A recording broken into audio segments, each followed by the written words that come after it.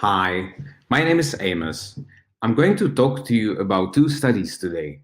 This first one discusses whether virtual reality actually helps with learning, and the second one will deal with the drivers behind social innovation.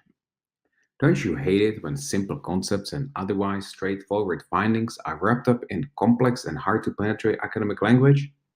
I understand, I have a similar problem. I will break it down here for you. How do you imagine virtual reality helping students to learn, and what is your definition of social innovation? So, let's have a look what we have learned today. For example, research shows that virtual reality can overwhelm the learner by its complexity. It is the cognitive load theory that helps us to understand how this works.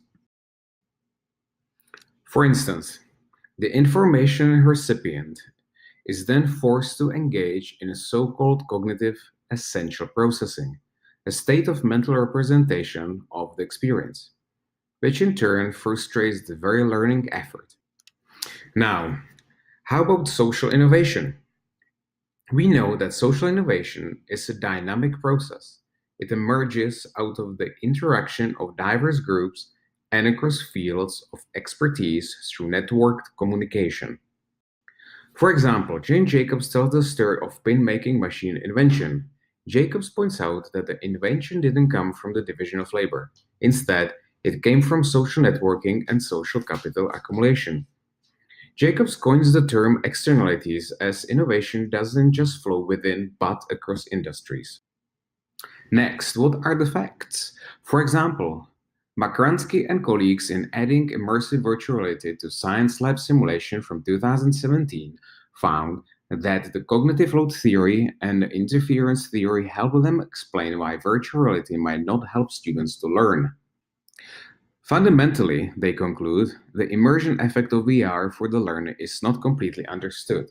They argue that there is very little that we know about how different levels of immersion affect cognitive load and ultimately learning and transfer outcomes. The other study by Brocco and Schmidt, in their article titled Social Innovation, Post-Fordist Globalization and New Horizons from 2014, discussed three essential arguments for the emergence of social innovation. 1. Social innovation is dependent on communication structures through networks. 2.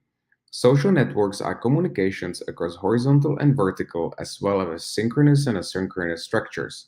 And 3. The emergence of innovation can only happen by a bridging of social capital extension and the increase of diversity.